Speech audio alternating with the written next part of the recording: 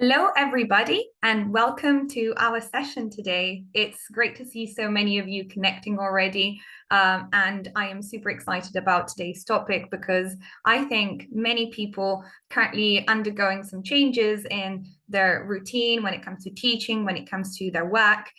They will have wondered, what can we do when it comes to blended learning? What is this weird word everybody talks about? Some of you will be extremely familiar with it. Some of you might not be. In any case, I am so happy to see you all join today's session. My name is Alice. I am the Science Outreach Manager here at Jove. And today with me, we have Mayuri as well, who is my colleague, and she will be helping out manage the chat box and the Q&A box. So a couple of housekeeping items before we begin, so everybody's allowed to enough time to connect, grab a sip of water if they need it, and just set up. So as you can see, there's a few features available. Some of you will be aware that there is a chat box and a Q&A box. Please use them. We're here to have an exchange of thoughts, of contacts, and also of ideas. So if you want to just say hi from whichever country you are connecting from, or if you want to ask any questions that we will get to at the end of the session, or things that you might want to understand throughout the session, please use them. We will be super, super pleased, Mayuri and I, to help you out and make sure that you get clarification on any items you want to get more information on. Finally, there is another button there that you might see. It's called Show Captions. We have implemented this new feature to allow everybody from every corner of the world to be able to follow this webinar in their own language. So if you want to have automated captions immediately generated, please click on the Show Captions button and they should appear straight away. There is a little arrow there as well. If you just click on it, you will see that there's options for translations to be on, of course. To change to speaking language, please don't do that. I will continue to speak in English for the rest of the session. But there is an option as well to change the caption language. So currently, for example, I have selected Italian. You can select any of the 20+ languages available there. To make sure that you've got an extra support in case you need it to follow on this session and get on with us. I can already see so many lovely comments. The chat is literally exploding. So hi, everybody, and thank you for being so kind. It's always so nice to see people connecting from literally all over the world. So I'm now going to begin our session and share my screen to start presenting today's topic, which I think many of us will be particularly fond of learning more about, whether you are an expert in blended learning or somebody who's never seen it before and never implemented it before.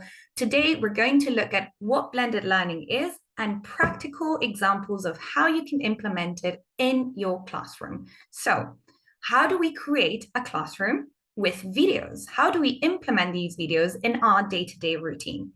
Well, we have a little bit of experience here at Jove with videos. Some of you might know us already, but Jove is an acronym. It stands for Journal of Visualized Experiments. So we know a bit about videos, whether you have a subscription to Jove or not. Currently, this is not the center of our presentation. What we're going to show here is a method. It's something that you can implement on your day-to-day routine on a daily basis to enrich your lessons, to make your classroom more engaging, to make your lectures more interactive. So I know some of you will be extremely familiar with the concept. I just wanted to start by clarifying what is blended learning. So many of us will have learned how to use new technology tools, how to use certain things during the pandemic. But blended learning is much, much more ancient as a term than what came after the pandemic, because it means technology-mediated instruction. It's anything that we do when we want to transmit some knowledge that gets mediated by technology. So when it comes to institutions, when it comes to university, when it comes to research, we say that whenever we want to educate somebody using blended learning, we are combining the materials that we would normally use, the physical ones, so notes, little exercises, even just a simple whiteboard, and we use, together with those, anything online that can support the learning process. So this allows us to have both things in one place. but what is that place and how do we implement it? So, as I said, one of the many ways to introduce technology in your own day-to-day educational background is by using videos. Now, Jove is a video provider and a producer of science videos. So the idea is whenever you want to learn about something, yes, you might have a variety of different things. You might have your notes, you might have anything that you find useful, but you can also support that with videos. Videos have a variety of implications, not just for visual learners. Of course, that's pretty straightforward to think about, that a person who learns by visualizing will want to have a video to understand concepts better. But videos can also be used in a variety of different ways that we might not have thought about. One little sneak peek that I can give you is a student who is blind can still use videos. How? This is going to be some of the focus of our session today. Unexpected ways of using and introducing videos and quizzes in your learning environment. So just to give you some context, on the Jove platform, if you have a subscription, you will find thousands of videos, more than 18,000 videos on experiments and concepts. Experiments, of course, involve the basic experiments that everybody needs to understand and learn at the beginning when they start going to university, for example, all the way up to the most refined and cutting edge technologies that we can find online. So anything that goes from the basics to the newest discoveries you can find on the Jove platform, as well as concepts. When you're learning about something new, something that might not be within your field, but you want to dive deep and understand it better, video concepts are very, very easy to understand because and the idea behind it. There's thousands of subscribing institutions worldwide as well, and even more users, millions of users who spend their time on Jove, learn using these videos. What I think is most shocking when I read these numbers, because they're so varied and not many of them might stick with you, but the one that does stick with me is that just last year in 2023, almost 1 million years were spent watching Jove videos, which I think is pretty amazing if you ask me. But coming to the practicality of blended learning, how can we use videos to do that? So we said blended learning is technology-mediated instruction. So the first thing that one can do is, why don't we give students some activities that they can complete at home, and then when they come to class, they can apply what they learned at home in a more independent way. What does that mean when it comes to videos? Well, you can watch some videos before coming to class. Say, today we need to learn about the basics of protein. Now, in higher education, it is more and more common for people to have less and less time to elaborate on very, very important and broad topics. And sometimes not all the students who come to class after prior education will have the same level of understanding of the basics. So a flipped classroom with a playlist of videos can be a perfect example of that. What we can do is we can give the students some videos about basic concepts that we wish for them to acquire before then coming to class. This way, they can take their own time at home, they can learn about the basic structure of a protein, they can already start visualizing it because the videos help you do that. And then when they come to class, what we can do as professors, as instructors, we can focus on the in-depth concepts. We can make sure they've understood what we gave them to watch beforehand. Now, this might seem a little bit abstract to you. It's really not. Anytime you want some videos, a playlist, something that's suited for the needs of your students, there is a way of obtaining it, not just by contacting us, but also by browsing on the web, on the platform itself. You can find some videos that are pre-organized in a manner that ensures you can just leverage it with your students. They can come to class, and once they come to class, it's not like a tabula rasa kind of situation. They already know what's in there. They already know the basics. And then you can really make the most of that time. You can spend time elaborating on the concepts rather than going through the basics and then running out of time at the end of the class. So this flipped classroom, the very first method to use a video, but not the only one. Another is asynchronous learning.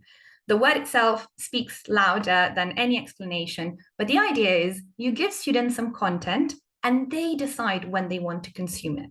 So you don't say, oh, you have to watch this before class, because sometimes it might not be possible. Sometimes we have very, very fast-paced environments where students don't really have enough time to catch up on everything before they come to class.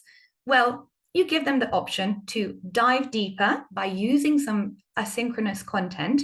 They can access it, and they will do so from very different locations. Again, what does that mean when it comes to videos? You can have your normal lecture in class, explain the concepts, and then what you can do is you can tell your students, if you want to get extra support, if you want to learn this from a different angle, if you want to do some extra reading, if you want to dive deeper, then in this case, here's the video. Here's a video playlist. It's not going to be extremely basic concepts, but it might be slightly more in-depth concepts. And so what they do in class is exactly the opposite. First, they learn with you based on the level of understanding you want them to have, the key concepts, and then they go home and apply those concepts by watching the in-depth video. This, again, is an extremely successful method, and it allows for a little bit more freedom. So I would recommend that you maybe try and implement a flipped classroom if you don't want to spend too much time on the key concepts at home, because that means that, in class, because that means that students will do that at home. And then you can dive deeper with them during class time. Or if you don't want to have that sort of pace, you want to learn the basics with them, make sure everything is well consolidated, and then allow them to have their own time to learn a bit more, asynchronous learning is more like your solution, I would say. So 2 options already, which, again, when we started talking about blended learning, might not have seemed extremely feasible. Trust me, they are. But there is a 3rd option that I would like you to think about, and it's problem-based learning. Now, students, when they come to class, they learn about things that one day they will have to apply in real life, whatever the subject. Some of them are more intuitively practical. A student who's studying medicine or nursing, obviously they learn concepts because one day they will have to physically fix some issues and problems and adapt those concepts to the real world. And sometimes they will already start doing that during their lectures, during the practical activities, during their tutorials. But in other situations, say when you're teaching maybe physics or biology or chemistry in a more generic way, students might have a hard time understand what exactly they can do once they have learned those basic concepts. Now, problem-based learning is another way of implemented blended learning, so through technology, where students, they start solving problems as they learn. So what does that mean? It means that they have to think about everything that they have learned either with you, either asynchronously, either with video. So this is not an alternative method. This is a complementary method for blended learning, where students can take whatever they have learned and start applying it to the real world. What does that mean? Again, students can maybe be asked to solve quizzes. I know a lot of people have assessment. I know a lot of you professors and faculty members have devised some maybe in itinerary quizzes and maybe key concept learning and maybe checkpoints that students can go through and understand what their level of understanding is. My proposal here is to have more snap quizzes, more like questions that will tackle immediately what they have learned to make sure that it gets retained. A practical example, we're going to show it later, of a professor who did it on a day-to-day basis with his students. And at the end of each lesson, students have already answered a bunch of different quizzes, a bunch of different questions, and they have used those to tackle the practical issues that they get to resolve during a lesson. But more importantly, when we think about blended learning, we also need to think about how accessible it is. So I've discussed 3 potential methods, and we're going to see some practical applications of that. We can already maybe start thinking about how we would like to implement those in our classroom. Maybe some of them are feasible, some of them are not. But one thing that we need to keep in mind when we want to have technology inserted into our methods is that it has to be accessible to anybody. Why do I say this? Because when we are in the class, we maybe explain something and we have immediate feedback from the students, right? We see them frown, we see them maybe juggle different things, we see them pay attention or not. So we can adapt and adjust everything that we do based on the audience. Right now, I can't do that with you. The only way I have of doing it is by reading your comments, but obviously I can't read and speak at the same time. This is because technology is mediating our interaction. If we were in a classroom, if we were in a lecture hall, I would be able to do that. I would be able to see somebody raise their hand, frown, or ask questions. So when it comes to technology, we really need to make sure that we're making it as accessible as possible to ensure that the mediation of technology doesn't lose us any sort of sight of what's happening, attention, and especially that it gets absorbed by each and every one of the students, even when we can't get any immediate feedback. So I've put here a video, and obviously I can't ask you the question which I would ask if I was in a lecture hall of, can anybody guess what sort of accessibility tools we want to have? Well, some of them are obvious, like subtitles. Not everybody can hear, and not everybody is able to hear when they watch the video. Say maybe you're in a crowded space and you're on a train, you're going home, you're commuting to your lecture hall, and you're like, oh goodness, I didn't watch the video that I wanted to watch earlier. Why don't I just start it? But you've forgotten your headphones. Even as simple as that, without going to people who substantially can't hear. Maybe you can't hear the video in that specific second. So what do we put? Subtitles. They help people follow whatever is there. If we look at social media, more and more videos that we find on social media involve subtitles because they help accessibility. But not just that, they also help us understand. The reason why I told you about this subtitles feature at the beginning of the session is because some of you might be proficient in English, but might find it more beneficial to see written words rather than hearing them.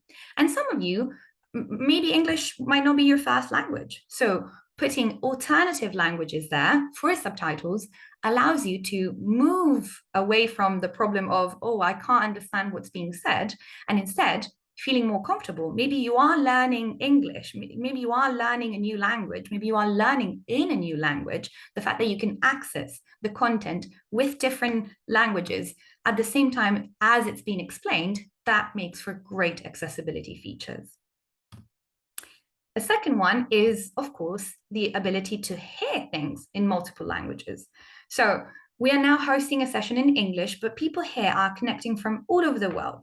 And somebody might have classes in French, in Italian, in English, in Portuguese, in Chinese. And the idea is these videos, they might not be for you if you're teaching a class in, say, Japanese, and your students, they're not supposed to be proficient in English. Maybe it's not one of the primary requirements of the course. So having the ability to change the voiceover as well as the subtitles and everything that we've mentioned, that's also a value add when it comes to making technology more accessible.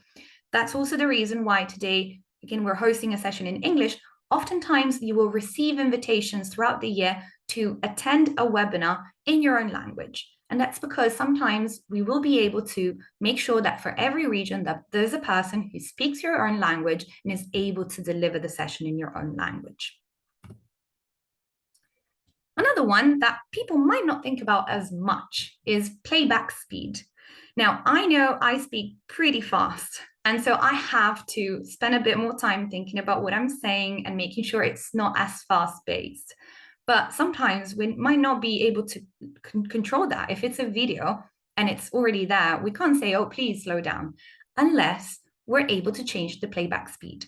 The fact that on this Joe video, for example, you have the option to make it twice as fast or half the speed, it allows for different things. For example, say that the video is showing the Krebs cycle and you want to use it for revision. So you're going to put subtitles off, audio off, and you're just going to use the animation of the Krebs cycle to explain what's happening. Playback speed there can help you. If you put it at half the speed, I know a lot of students, they put up the video and then they start revising the Krebs cycle by leveraging the animation that's behind. Conversely, maybe it's a topic that you've heard a million times, but you just wanted to get to that piece of information. You want to scroll through the video quickly, put it twice the speed. It allows you to get to where you are more quickly, and get to a result without wasting too much time rehearing things you might have heard before. And finally, something that I can't show here because this is a plain slide, you can't hear the audio of this video, but is having a highly descriptive audio. Now, earlier, I mentioned a little thing about people with visual impairments being able to watch videos. Now, that seems a little bit of an oxymoron, right? How can they even watch videos if they're visually impaired? Well, we have a case study actually of a student in a university in Milan who's been using videos exactly for that purpose of learning asynchronously, because the audio description in the videos is more accurate than any description that you can find in a textbook. What happens on a chemistry textbook, the student studies chemistry, for example, is often that the text says, as the picture shows, the molecule behaves like this. Too bad. If somebody can't see the textbook, they won't be able to see the molecule that's been talked about. In a video, what we can do and what we have been doing is making the audio description as accurate and as detailed as possible. So instead of saying, as the video shows, the audio will say, the video shows a molecule which is at a 180-degree angle between the two molecules of, and blah, blah, blah, blah, blah, blah, blah. And that allows you to visualize, even when you can't see, exactly what's being described in the video. Again, a feature that might not be as, might be overlooked. Sometimes people might not be as good at spotting some of these things, but it's really good to think about accessibility when we build that blended learning classroom, because otherwise, as I mentioned, you can't have that immediate feedback. You can't know what the students are thinking about when they use and consume the material that you've put there through technology. So please always think about accessibility when you put up some videos or some content in general in a technology-mediated situation. But videos are not the only way to make things accessible. If you browse the platform, you will find a video, yes, but you will also find a transcript. So whatever is being said in the video, you will find a transcript as well. This, of course, has a variety of implications. You can use the transcript to add things to your notes, or you can use it quickly to scroll through the information, like I was mentioning earlier. And finally, there's quizzes. Each video has a few preset questions that you can ask your students in a very snappy way to make sure that whatever they are learning, they can quickly check and absorb. So accessibility, yes, it's related to videos, but always make sure that whatever you put up there through your technological tool also has some additional features to complement, because not everybody is a visual learner. They might need the transcript. They might need to read things to really absorb them. But then we've explained a lot of theory with some examples, but the question remains, how can I make that happen in my classroom? Now, in the middle of summer, many of us will have been on a break, or maybe will have started their break. The good thing about working here is that I get to talk to people who are doing all sorts of different things in different periods of the year. But when the new school year resumes, when the academic year begins, how can I use these things, and how can I make my lectures a bit more engaging without, changing the entire structure of my syllabus? Well, one thing I would like to propose here is to discuss a couple of methods, one of them being the 4F model. Now, the 4F model is something that I got exposed to during a conference, and the initial theory behind the 4F model was created by Manu Kapoor, who's a researcher in Switzerland, who reviewed and meta-analyzed many different ways of achieving blended learning. And what they found out in this research group was that the first thing that somebody should do to make blended learning as effective as possible is to make sure that people get to fail. Fail first. How do you fail? You basically want to make sure that whenever you walk into a class, your students are aware that what they're going to learn about is something they probably don't know much about yet. I know it's pretty obvious. If you're going to class, you're learning about something new, but the fact that you're not confronted with your failure sometimes doesn't make you want to absorb the concepts as much. So the idea is, first, let's have them fail. Let's have them diagnose and check that their understanding is not where it should be. Otherwise, they shouldn't, come to this class, of course. So we put them in a situation where they need to solve a problem, and the fact that they can't solve it in full puts them in a position where they say, oh, goodness, I need to learn. I need to understand what's going on. Otherwise, I might never be able to fix this problem. So the first step in this 4F model is to fail. What next? At that point, we can do something we discussed earlier. We can flip.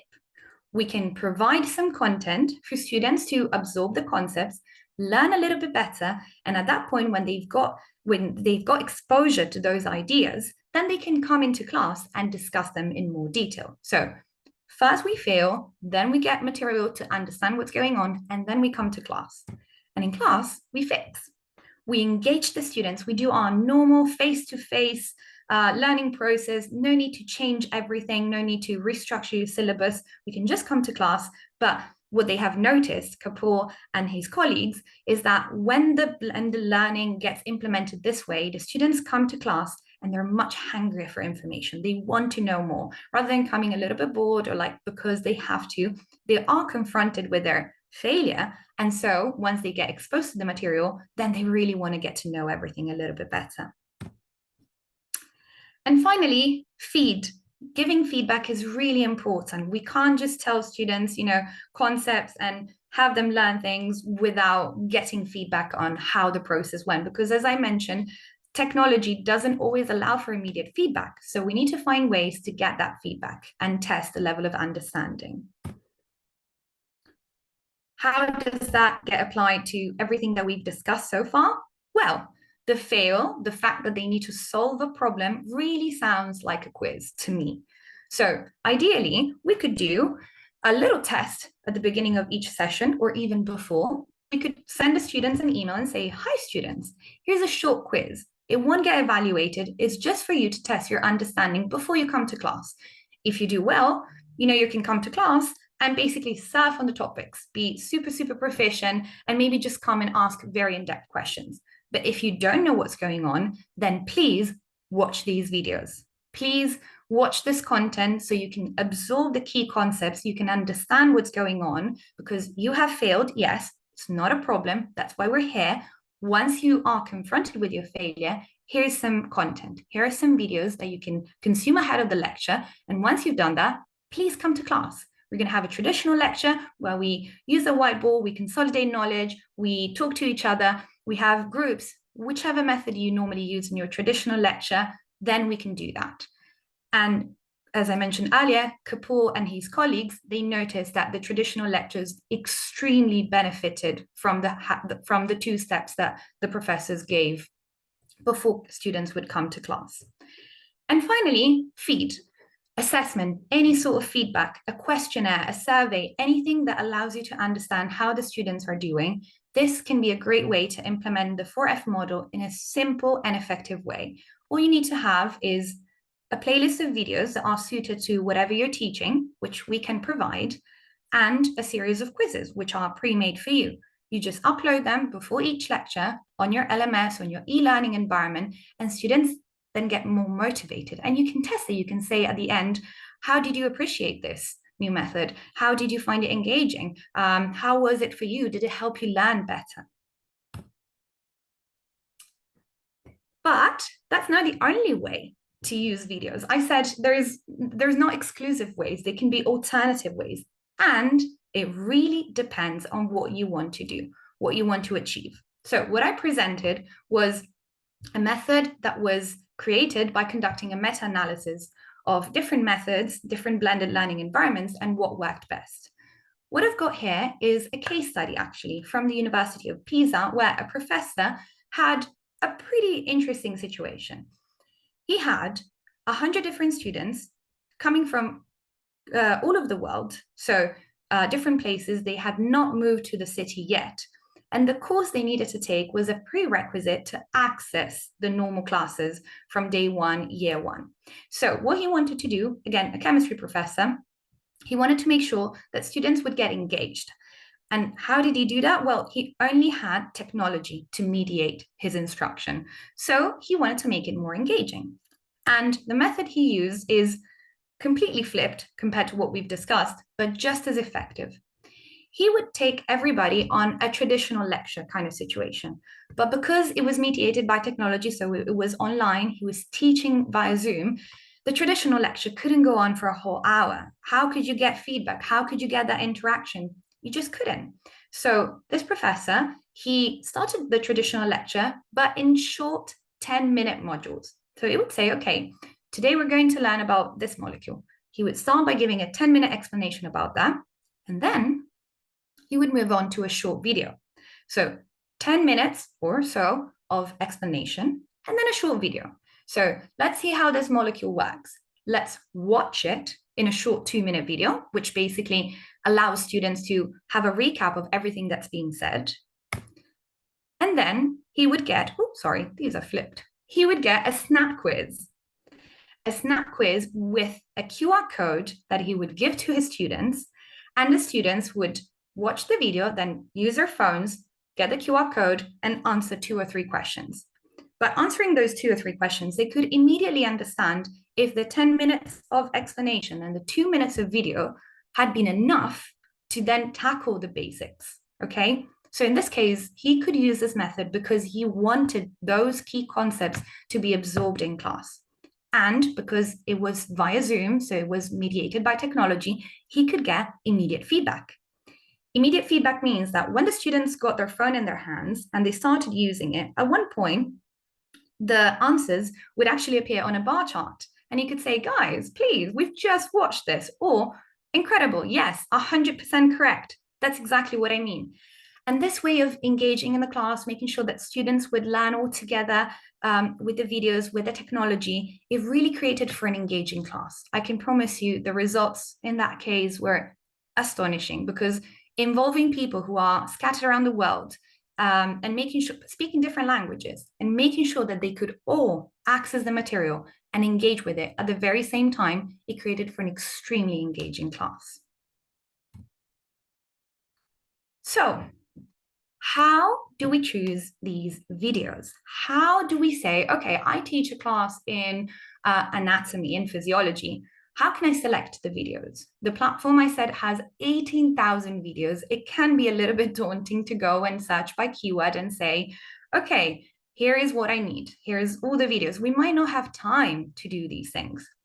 That's why we have a dedicated team. I said earlier, sometimes you have some meetings, some sessions in your own regional language. This is a service that Jove offers for free. It's complementary to any sort of institutional subscription you might have. As long as you can access a video, you can access this very, very tailored service. And I promise you, it is worth the 5 minutes of time that it takes to send out your syllabus to get everything personalized.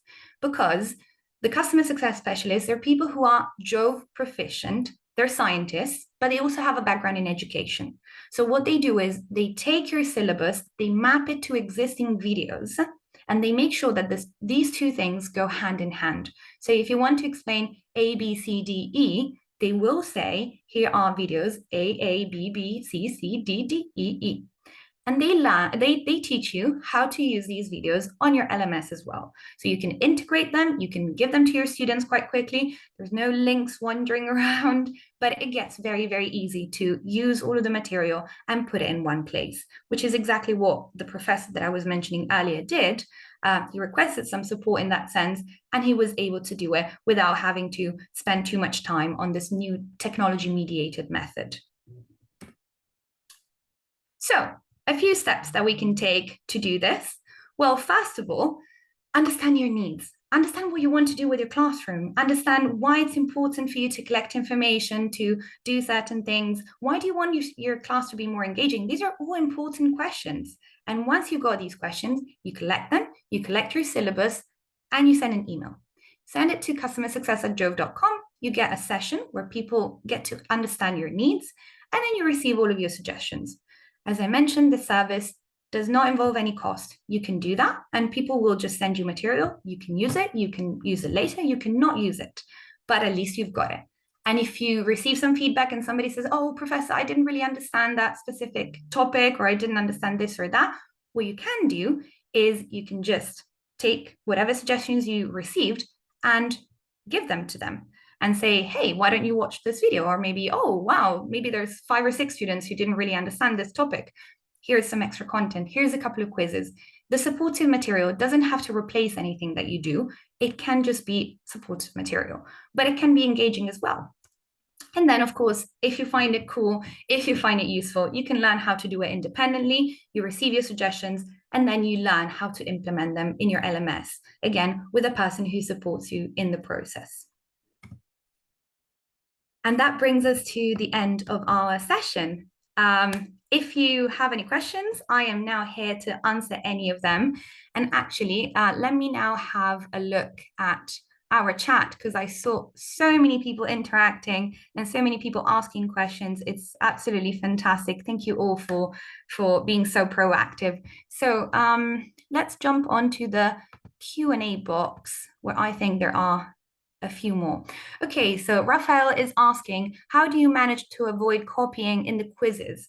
Well, Raphael, great question. There's many ways to do that. Of course, if you have snap quizzes like the ones that I mentioned using a QR code, yes, students can just look at each other's answers, but it's not really the point, because these questions are not being evaluated as final grade. It's just to make sure that people understand. So I think there, the most important thing is for the lecturer to explain to the students that the fact that they answer well when they don't know the answer is only going to hurt them. The fact that they need to perform is just for them. I think that's the best way to avoid them, just copycatting from here and there and asking other people's answers. Also, because the quizzes tend to be graded or ungraded, but also you can have them as anonymous quizzes. So if the students don't feel the pressure to have to perform in that moment, but just to test their capabilities, that might be helpful for them. And it will improve their learning process as well. I can also see somebody asking whether the webinar is recorded. Absolutely, yes. We will send everything, the recording, our contacts, everything will be sent after the session finishes, so you can get basically any sort of material you might need. Somebody is asking, an anonymous attendee is asking, I have a question. In order to get course custom videos, there should be an agreement between Jove and the university. The answer is yes. Most universities around the world have an institutional subscription to Jove of some kind. A lot of faculty members don't even know about it. So if you're in doubt, just send an email to info@jove.com or customer success at jove.com. My colleague Mayuri will put these 2 email addresses in the chat for you all to be able to contact them, and you can just check. You can check if you have access to all of these materials. Likely the answer will be yes. Then we have a few more. Sorry, I just really need a sip of water, but I forgot to bring it, so I shall just endure. Physiology and anatomy, somebody's asking about different things. And somebody is saying, did I understand it correctly? The quizzes are available for all Jove videos. The answer is yes, all Jove educational videos. Now on the Jove platform, and actually we can take a couple of minutes to scroll through the Jove platform. We have 2 primary sections. Apologies, it's in Italian, because as you can see, one's language gets prioritized. But yes, you can see that there is 2 sections. One is research and one is education. Whichever video in the education section, of course, research is meant for researchers, so the quizzes become less important and less prioritized. But if you scroll through the education section, any sort of video that you might want to go to, if I sign in, apologies, I just need to make sure that it recognizes me. This is also a step that you're going to have to take as well if you wish to do the same and connect to the Jove platform, just signing in and inputting your institutional email address and your password. Otherwise, you can create an account. But yes, I go to education and any sort of video within, say, advanced biology. If I open a video, then I get to open it as well. Each and every video will have its option for a quiz. And you can easily access the quiz function through this drop-down menu by going to Education and then all the way down to Jove Quiz.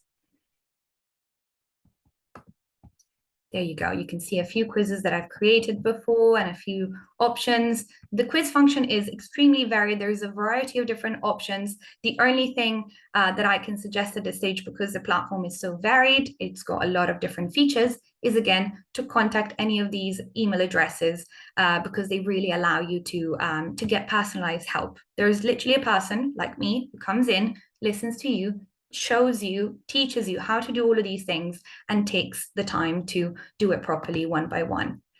Going down to more questions. By the way, thank you for asking so many great questions. I'm honestly super grateful. I can see lots of you giving comments and also thanking us for the presentation. Somebody is saying, I have used Jove videos to teach health assessment and I like the way it is easy to embed in the LMS. Is it possible to make the quiz questions more application-based than recall? Absolutely. Sarah was asking this question, and thank you for the positive feedback as well. I'm very pleased to hear that it was easy to embed them in the LMS. Yes, of course, we have some preset questions, but one great thing about the quizzes is that you can create your own quiz. And by creating your own quiz, you've got a variety of different options, as long as, you know, all the different features here, the title, the duration, and so on and so forth. But you can also type your own question. You can just decide what you want the question to be, and you can use the platform to actually just do something for you, to be a repository that you can then use to ask these questions to your students. Super straightforward to use. And again, you can make it as tailored to your content as you wish. Some more people are asking questions. We're getting to the end of them. Apologies if I can't answer all of them. There are so many, and so many are great, but we're also getting to the end of our session. Somebody is asking, are the students in the process to enroll? No official email yet to give an institution able to access the material. So this is actually something that has happened before. We have provided methods for different institutions to make sure that the students could get access to material, for example, to prepare for entry level exams. When in Italy in particular, we had this project related to medical degrees and the entry tests that people have to take for medical degrees. In that case, students who didn't have an official email address, they were given access. We simply created a specific partnership with the university, and we put up a platform where people with no official email address could register and actually log in. So it is a very technical answer, but the long story short goes, yes, pretty much anything is possible. And again, I really recommend that you contact the customer success team to get all of the information, because there's always a way to work around these things and make sure that your students can get access to the material one way or another. Finally, one question that I wanted to answer is the quiz linked to a specific video, or the student will access each? So you have the power to ask the students to go through specific quizzes. So the quiz function, as I showed it to you, this one is only available to professors, instructors, anybody who registers as such. If you register as a student on the platform, you will not get access to the quizzes. So if the instructor creates a quiz and submits it to the students, then the students will take that specific quiz. So yes, the quizzes are linked to the videos, but the students can't access them unless an instructor provides them some links or something to allow that access. I hope that that's clear enough. I apologize if I skimmed through the questions so quickly, but I just wanted to make sure everybody would get their answers. And that brings us to the end of our session. I promised it wouldn't be longer than 45 minutes, and we were right on the clock. One more minute I would like to take to not only thank everybody for joining us to come here and ask questions and engage. I think it's really nice to get the community together every now and then and make sure that people get the information that they might not know they needed. Sometimes you're like, oh, I would want to do something, but I am not entirely sure how to do it. These sessions are designed for you to be able to get stimulated, get ideas, but also get the support that you need to actually use these practical methods. So again, thank you everyone for coming here, for bringing your ideas, your thoughts. I apologize if I couldn't answer everybody's questions or read everybody's comments. I promise we will go through each and every one of them. If there's unresolved questions, email us. Never be ashamed, never be scared of emailing somebody, because we do have plenty of supportive material that we are so willing, so keen to share with you, and we can't wait to hear from you all. So that brings me to the very end of our session. Thanks again, everybody, and I will see you very soon at our next webinar.